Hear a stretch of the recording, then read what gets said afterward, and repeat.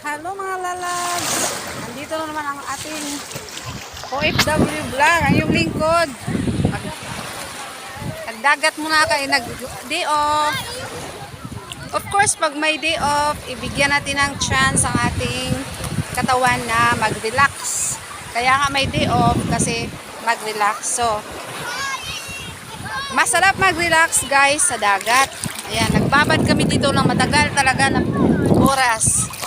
Ay, hindi naman, siguro mga 1 oras na kami. Nagbabad kami ng kapatid ko as in. Andun siya, nakatulog na. Ngayon, nagising na siya. Shout out sa inyo mga Karelians. Good luck sa inyo dyan. Ganun ang gawin nyo guys. Pag wala kayong pasok, mag-relax kayo sa dagat. Lalo na sa mga ano sa trabaho. Mga hardworking dyan. Bigyan nyo ng ang katawan nyo. Relax. Lalo na sa mga sa summer area ngayon dito sa Europa. Grabe ang init. Mainit ang Europa guys. Ayan. Good luck sa mga Karelians ko dyan sa buong mundo. Maging sa Philippines. Kumusta kayo maging sa Canada, sa America, Japan, Taiwan, Hong Kong. Mga lahat ng kaka-OFW dyan, kahit hindi nagre-reels, hindi nagpe-Facebook.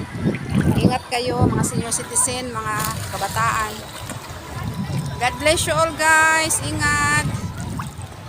Kanina pa ako nag-puts pa sa akin pa.